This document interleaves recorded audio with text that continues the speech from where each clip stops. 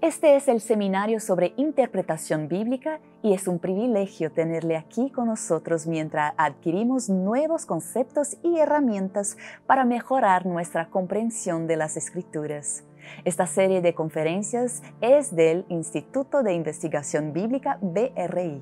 Se une a nosotros ahora el Dr. Frank Hazel, director asociado del BRI, quien también nos presentará lo siguiente. Bienvenido, Dr. Hazel. ¿Qué aprenderemos hoy? Hoy veremos algo realmente interesante, y no solo si te interesa la historia, sino especialmente si te interesa la historia. Es sobre la relación entre las Escrituras, la historia y la interpretación bíblica. Mucha gente afirma y cree que la Biblia es un libro que está lleno de errores e inexactitudes históricas, y que no se puede realmente confiar en la Biblia en cuestiones de historia. Que la Biblia no presenta un relato histórico real y confiable de qué cosas sucedieron y cómo realmente sucedieron a lo largo del tiempo. Muchas personas han buscado desacreditar la Biblia porque creen que es solo un documento de fe que nos enseña sobre teología, pero no tiene nada que ver con la realidad histórica. Los críticos de la Biblia suelen comenzar su crítica con detalles históricos y avanzan desde ahí. Por eso, esto resulta tan importante para nuestra comprensión de la Biblia y la hermenéutica bíblica. ¿Y quién presenta este tema? Un experto en la materia, el Dr. Michael Hazel. El Dr. Hazel es profesor de Antiguo Testamento y Arqueología Bíblica en la principal universidad de la Southern Adventist, en Tennessee. Realmente es un arqueólogo experto. Ha realizado varias excavaciones arqueológicas en Israel, en Laquis, en Kirbet Keyafa y en muchos otros lugares. Si está interesado, si le ha abierto el apetito, escuche el vídeo y luego lea el capítulo del libro, donde podrá encontrar mucha más información adicional. Y que Dios le bendiga a medida que aprende algo nuevo e interesante.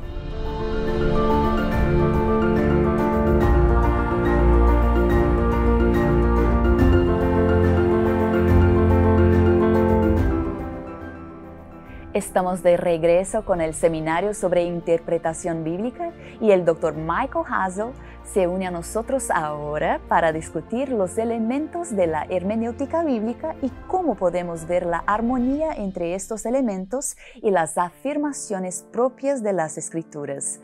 Dr. Hazel, gracias por estar con nosotros. Y comencemos con la pregunta, ¿por qué le importa la historia a alguien que cree en la Biblia? Una de las cosas que hace que la Biblia sea única en comparación con cualquier otro texto religioso de cualquier religión mundial importante es el hecho de que la Biblia está constituida en la historia. Lo que queremos decir con eso es que la Biblia realmente, desde sus primeros comienzos, muestra y presenta un Dios que está activamente involucrado en la historia, también en nuestra historia. El primer versículo de la Biblia, en el principio, Dios creó los cielos y la tierra, indica claramente que Dios está activamente involucrado desde el principio y que continúa moldeando y trabajando a través de la humanidad para lograr sus propósitos. Y que después de la caída, busca a Adán y a Eva en el jardín.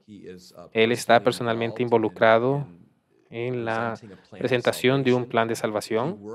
Él trabaja a través de la historia a medida que envía profetas y trabaja para proporcionar ese plan de salvación y asegurarse de que cada elemento del plan de salvación se lleve a cabo en su tiempo. Y es muy interesante que en esa interacción con la historia, Dios también está involucrado en nuestras propias vidas personales. Entonces, cuando hablamos de historia, no es algo abstracto. Es algo en lo que todos vivimos nuestras vidas, porque vivimos en el tiempo y vivimos en el espacio. Y a medida que nos movemos a través del tiempo y el espacio, nuestras vidas son inconcebibles sin historia. Cada día, cada momento estamos creando historia. Y entonces nuestra existencia de esa manera está muy relacionada con este concepto. La idea de un Dios personal que obra en la historia es exclusiva de la fe judeocristiana y de la fe bíblica. Y realmente es solo en las religiones monoteístas del mundo, que realmente están basadas en la Biblia, que tenemos este concepto de que la historia importa, de que es significativa. Así que cuando miramos las escrituras y examinamos sus elementos, podemos ver eso presente desde el principio hasta el fin, desde el último libro de la Biblia y el último capítulo del libro de Apocalipsis. Dios está prometiendo a su pueblo que participará en sus vidas. Eso hace un marcado contraste con las visiones del mundo modernista y postmodernista de muchas maneras, porque el modernismo surgió sobre diferentes presuposiciones, diferentes principios y diferentes supuestos, y esas suposiciones comenzaron negando el punto de vista bíblico de que Dios está activo en la historia o de que Dios está obrando en nuestras vidas. El primer principio del modernismo, en lo que se llama el método histórico crítico, es el principio de correlación que se basa en el naturalismo filosófico, que simplemente es una mirada de causa y efecto al mundo que nos rodea y a las leyes naturales. No va más allá de esas leyes naturales para preguntar cómo surgieron esas leyes naturales, sino que simplemente se centra en las leyes naturales. Y así, la mayoría de los científicos y la mayoría de los filósofos y pensadores, que son filósofos naturalistas, dirían que es imposible una intervención divina en la historia. Eso simplemente no sucede. Simplemente estamos viviendo en un círculo de causa y efecto, un continuo cerrado, por así decirlo, que no puede ser penetrado desde un exterior sobrenatural. Esa es la primera presuposición. La segunda presuposición habla del principio de analogía. Básicamente dice que tienes un evento actual que está viendo hoy e interpretas el pasado en base a lo que ves hoy. Por cierto, los eventos únicos son muy difíciles de explicar. Tenemos muchos eventos únicos en la Biblia, como la creación o las plagas que ocurrieron en Egipto o el diluvio mundial. Tal vez no vemos que ese tipo de cosas sucedan hoy, hechas directamente por Dios. Entonces, la idea de que esas cosas sucedieron en el pasado también es relegada por el pensador modernista a algo del pasado y que excluye muchas cosas. Y tampoco permite eventos únicos en la historia de muchas maneras. Entonces, el pasado se interpreta sobre la base del presente y su continuidad, esta homogeneidad, esta igualdad de todo. Y así de nuevo no permite que Dios haga algo nuevo y no permite que Dios haga algo diferente. El último principio, y que es probablemente el principio más crucial en todo esto, es el principio de la duda o crítica metodológica. Y mira la Biblia a través del lente del escepticismo. Considera la Biblia con la presuposición de que la Biblia no es un documento histórico basado en los dos primeros principios y que la única forma en que podemos tomarlo como histórico es encontrar de alguna manera validación para esa historicidad o para ese evento fuera de la Biblia. Entonces la Biblia es culpable hasta que se demuestre su inocencia. Pero en la parte del mundo donde vivo, el sistema judicial funciona de una manera muy diferente. En mi parte del mundo, el sistema judicial entiende que una persona es inocente hasta que se demuestre su culpabilidad en el ámbito de los tribunales. Así que tenemos una visión muy diferente de la Biblia cuando adoptamos ese enfoque.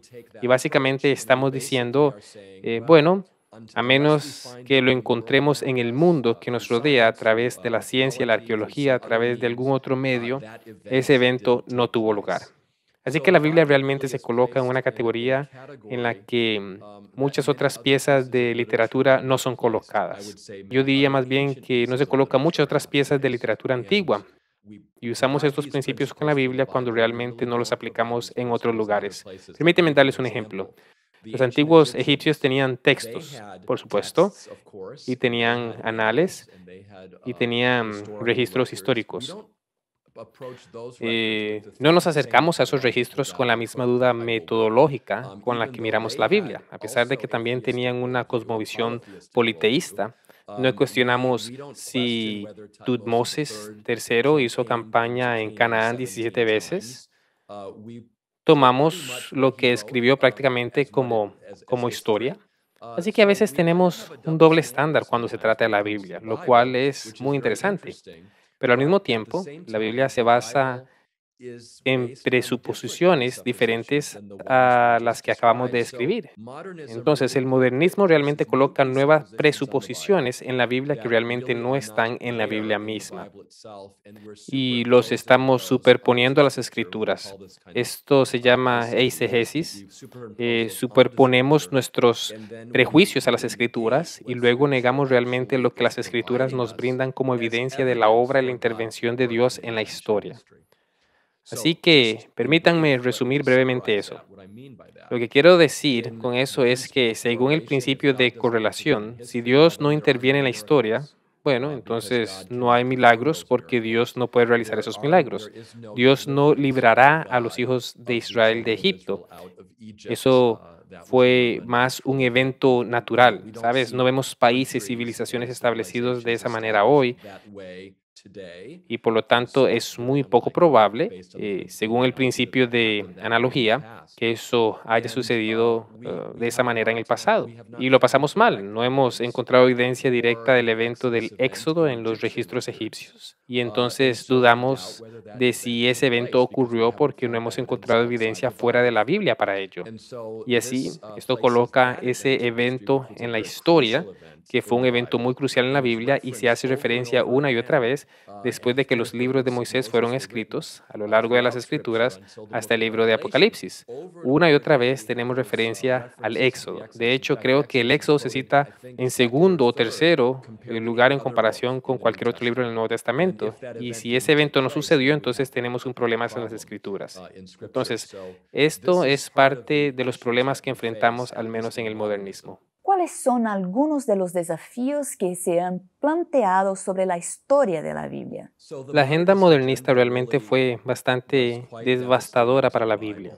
Comenzó cuestionando las primeras porciones de las Escrituras, particularmente los 5 libros de Moisés, la Torá, el Pentateuco, como lo llamamos. Se le ocurrió sugerir diferentes fuentes para esos libros, relegó esos libros a algo menos que historia. Y en mi artículo señalo que hay dos ideas realmente en el pensamiento teológico alemán sobre la historia. Uno es Historie, que son los hechos tal como ocurrieron realmente, y el otro es Geschichte. No tenemos esos matices en inglés de la misma manera. Geschichte es como interpretamos lo que sucedió y cómo le damos sentido a eso. Entonces, en realidad, no describe los hechos, sino lo que nosotros entendemos, y esto es algo que puede fluctuar y cambiar.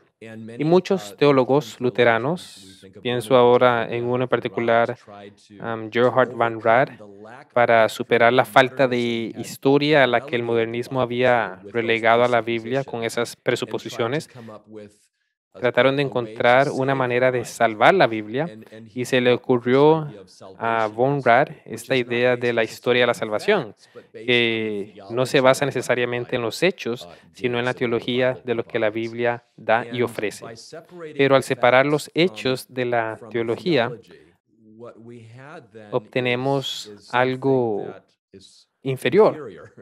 Porque si los eventos no ocurrieron como se dice que ocurrieron en las Escrituras, entonces, ¿de qué clase de Dios estamos hablando? ¿Qué tipo de Dios existe realmente? ¿Existe siquiera? Y así, si el evento del Éxodo no sucedió, si el evento de la creación no sucedió, la crítica histórica sistemática cuestionó cada vez más la historicidad de la Biblia y los alemanes y los europeos comenzaron a trabajar desde un primer momento con este modo de pensar. Afectó a las iglesias protestantes y católica de manera importante porque ambas trabajaban bajo los mismos presupuestos y todavía lo apreciamos hoy. Entonces, lo que tenemos es una Biblia que en realidad carece de su historia en su mayor parte, pero todavía nos aferramos a su teología. Pero sin la historia podemos, de muchas maneras, hacer que la teología sea lo que nosotros queremos. Así que permítanme usar un par de ejemplos aquí. Y vemos que esto progresa incluso hasta la era posmoderna, incluso más allá de un punto de casi nihilismo, donde hay una creencia y nada. Tenemos, por ejemplo, el comienzo, que fue Génesis 1 al 11. Luego, más tarde, hubo un movimiento en contra de esto en Estados Unidos por parte de varios historiadores y arqueólogos clave y algunos teólogos también, para tratar de contrarrestar lo que estaba pasando en Europa e intentaron volver a basar la Biblia más en el ámbito de la historia. Pero eso fue en los años 40, 50 y 60 y en los 70 eso también desapareció. En la década de 1970 tuvimos un ataque frontal realmente importante, si se quiere, sobre el periodo patriarcal, la última parte del libro de Génesis. Luego, en la década de los 80, tuvimos un ataque frontal al relato de Éxodo. Estoy hablando de Estados Unidos y europeos, y esto se convirtió en la norma y la erudición crítica. En la década de los 1990, eso se trasladó a la monarquía unida de David y Salomón. Hubo algunos eruditos hipercríticos extremos en Europa que básicamente dijeron que David realmente era una figura mítica. Salomón era una figura mítica porque no habían encontrado sus nombres fuera de la Biblia. De nuevo, esta suposición de duda metodológica a la que nos referimos antes, y afirman que debido a que esos nombres no se habían encontrado, no se podían creer que existieran. Eventos míticos, historia mítica. Entonces, con el transcurso del tiempo, casi toda la Biblia comenzó a considerarse no histórica. Me refiero al Antiguo Testamento. Y llegamos al punto a finales de los 90 y principios de los 2000, en el que algunos eruditos iban tan lejos como para decir, esta es una cita literal, si la verdad histórica y verificable es nuestra única preocupación, la Biblia, refiriéndose al Antiguo Testamento, solo llenaría 10 páginas más o menos y sería completamente aburrida. Entonces se puede ver la tendencia reduccionista que ha eliminado cada vez más a la historia y ha convertido a la Biblia en un libro prácticamente no histórico. Y eso es lo que hace el postmodernismo, cuando la verdad ya no es real y la historia se puede escribir y revisar. Ya no es tan esencial como antes. Como arqueólogo, ¿tiene algún ejemplo de cómo se ha afirmado la historia de la Biblia? La historia de la Biblia es asombrosa y una de las razones por las que podemos interesarnos en la historia bíblica como arqueólogos e historiadores es porque la Biblia afirma estar constituida en la historia. La Biblia menciona lugares, menciona ciudades, menciona ríos, menciona ubicaciones porque es donde estaba físicamente el pueblo de Dios y donde Dios interactúa en la historia. Solo en comparación, si tuvieras que mirar el Corán, ya lo has hecho. Si tomas todo el Corán y los lugares mencionados en el Corán ya están completamente ocupados cuando llegas a Génesis 10 en la Biblia. Así que Génesis 10, para cuando hayas terminado los primeros 10 capítulos de Génesis, habrás mencionado tantos nombres de lugares como en todo el Corán. Eso solo ya da una idea de cómo la Biblia realmente está muy interesada en los aspectos físicos de la vida y, pues por supuesto, hay poesía y todo tipo de otros géneros de literatura en las escrituras. Pero ante todo esto es un documento histórico y eso es lo que nos permite tener una disciplina como la arqueología bíblica. No existe disciplinas como la arqueología hindú o arqueología budista porque son religiones esotéricas que se basan en ideas filosóficas, no tanto en la historia de un evento donde Dios interviene en la historia. Entonces, como arqueólogos, podemos ir a estos países antiguos, estos lugares, estas ciudades, y podemos excavarlos. Y al excavarlos, nos conectamos con la historia de ese periodo en ese tiempo.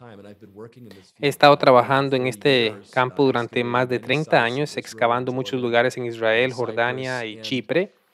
Y lo que encontramos en el registro arqueológico es que estos eran lugares reales que, como menciona la Biblia, existieron durante ese tiempo. Y también podemos ver que los eventos que describe la Biblia ocurrieron allí. Ahora bien, lo que los eruditos críticos suelen hacer, sin embargo, basados en este último principio, el principio de la crítica, es decir, bueno, todavía no hemos encontrado la evidencia arqueológica, por lo tanto no sucedió. Por eso el evento no sucedió. A veces ni siquiera ponen el todavía, simplemente dirán, no encontramos la evidencia arqueológica, por lo tanto no tuvo lugar. Este argumento es el argumento del silencio. En ciencia no es un buen argumento porque los científicos y arqueólogos, que también son científicos, trabajan en el campo todos los veranos y estamos descubriendo evidencias año tras año. Y nunca se sabe qué nuevos descubrimientos se harán y qué cosas nuevas sucederán. Por tanto, el argumento del silencio no es realmente bueno. Hay un gran dicho que dice, realmente funciona bien en inglés, algo como esto en español, la ausencia de evidencia nunca debe interpretarse como evidencia de ausencia. Y eso es simplemente para decir que simplemente porque no tenemos la evidencia todavía no significa que no la tendremos en el futuro. Tengo un artefacto, una réplica aquí de un artefacto que fue descubierto, es una piedra, 3 piedras realmente juntas. Es parte de una inscripción muy grande que se colocó en el sitio norteño del Tel Dam en Israel. Y si mira la parte inferior de esta inscripción aquí, en estas líneas, en realidad dice algo muy interesante. Es una inscripción que menciona una campaña de un rey arameo contra el reino del norte de Israel en el reinado del sur de Judá. Y en esta línea dice que derrotó al rey de Israel y derrotó el rey de la casa de David. Entonces, un erudito en 1992 habría argumentado que David no se había encontrado en el registro arqueológico y que no deberíamos tomarnos su reino muy en serio, que era mítico. Al año siguiente, en 1993, se encontró esta inscripción y eso muestra claramente que hay que ser muy, muy cuidadosos al elegir ese tipo de argumentos. Podemos mencionar cientos de ejemplos como este de ciudades, de personas, lugares y personas, incluso eventos que ahora podemos comprender a partir de la arqueología. En Daniel, por ejemplo, siempre estaba la pregunta en Daniel capítulo 5. ¿Qué está pasando? ¿Por qué se menciona a Belsasar como el último rey de Babilonia? Históricamente, sabemos que Nabonido fue el último rey de Babilonia. Belsasar, durante cientos de años, mientras los eruditos críticos trabajaban en los años 1600, 1700 y 1800, no sabían nada sobre Belsasar. Se preguntaban quién era Belsasar y por qué Daniel interactuaba con él. Hoy sabemos, por registros arqueológicos y evidencia del mismo Nabonido, que dejó Babilonia por 10 años para ir a otra ciudad y le confió la realeza a su hijo primogénito. En otros documentos aclara que este primogénito no es otro que Belsasar. Y esto explicaría por qué en ese pasaje de Daniel, a Daniel se le da la tercera posición en el reino, no la segunda posición. Se le otorgó la tercera posición porque Nabonido era el rey, Belsasar reinaba en su lugar y Daniel podía ser la tercera persona en recibir ese honor después de interpretar la escritura de la pared. Así que estos pequeños detalles salen a la luz una y otra vez. En 2007, un erudito de la Universidad de Viena estaba trabajando en el Museo Británico, en los sótanos, descubriendo y leyendo miles de tablillas cuneiformes escritas en neobabilónico y se encontró con un nombre mencionado en Jeremías 39:3, un nombre que se acaba de mencionar de pasada en la lista de funcionarios que estaban allí durante el tiempo de Nabucodonosor, cierto individuo que era conocido como Nebo Sarsekim. Y él ve este nombre en esta tablilla del año 10 de Nabucodonosor y se emocionó mucho porque por primera vez teníamos ese nombre fuera de la Biblia. En 2018 se hizo un anuncio de una pequeña y diminuta impresión de un sello, no más grande que la uña de su dedo, que se descubrió en Jerusalén y que llevaba el nombre de Isaías el profeta o Isaías profeta. Por primera vez tenemos la impresión del sello. Cree el excavador, nada menos que del profeta Isaías, quien escribió el libro profético más grande del Antiguo Testamento. Así que podemos seguir hablando de varios descubrimientos que se han hecho en arqueología, pero aquí se muestra con claridad que tenemos un libro que es exacto, que retrata la historia que está allí.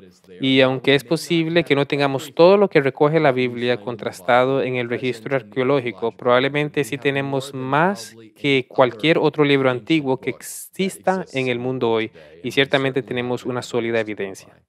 ¿Cuál es la conexión entre historia y teología? Historia y teología deben estar unidas porque si el Dios de la Biblia obra en la historia, necesita ser entendido como un ser histórico, un ser que se ha limitado de alguna manera a la historia. Creó la historia al principio, creó el tiempo al principio, es un individuo atemporal, pero creó el tiempo al principio y la deidad ha estado trabajando durante ese tiempo a través de la historia. El último acto de la intervención de Dios en la historia fue el envío de su Hijo, Jesucristo. Como hemos dicho, estas presuposiciones incluso negarían ese evento en la historia, porque muchos teólogos de hoy argumentan que Jesús fue simplemente un buen hombre.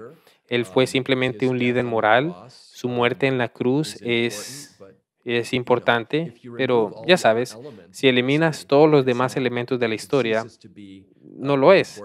Deja de tener la importancia que tiene para la mayoría de los cristianos en el mundo de hoy. Entonces, la historia realmente importa. Es muy, muy importante. Y déjeme darte un par de otros ejemplos. Si el Éxodo no tuvo lugar, ¿por qué a lo largo de las Escrituras, una y otra vez, tenemos la frase que está siendo usada por Dios? Yo soy el Señor que te saqué de Egipto. Una y otra vez. Estamos hablando de docenas de veces que esa frase aparece en las Escrituras. ¿Qué sentido tendría eso si el evento no se llevó a cabo? Pablo también destaca este punto extremadamente importante de la conexión entre historia y teología. Él dice en 1 Corintios 15:13, porque si no hay resurrección de muertos, tampoco Cristo resucitó. Y si Cristo no resucitó, vana es entonces nuestra predicación y vana es también vuestra fe. Y somos hallados falsos testigos de Dios porque hemos testificado que Dios resucitó a Cristo, al cual no resucitó si en verdad los muertos no resucitan. Si los muertos no resucitan, tampoco Cristo resucitó. Y si Cristo no resucitó, vuestra fe es vana. Aún estáis en vuestros pecados. Entonces, Pablo aquí está argumentando muy concisamente, pero de manera muy intencionada sobre el hecho de que si la resurrección corporal de Jesucristo no tuvo lugar, y este es un evento milagroso, ¿verdad? Si eso no sucedió, entonces toda la fe cristiana es básicamente en vano. Nuestra predicación no tiene valor, y bien podríamos estar todavía en nuestros pecados porque no tenemos esperanza. Entonces, en ese sentido, Pablo está argumentando que la historia, lo que sucedió históricamente cuando Jesús murió en la cruz, cuando descansó el sábado y cuando resucitó, es absolutamente fundamental para nuestra fe. Gracias, Dr. Michael Hasel, por ampliar nuestro entendimiento sobre la importancia de la historia en la interpretación del texto bíblico. Y gracias también por acompañarnos. Hasta la próxima.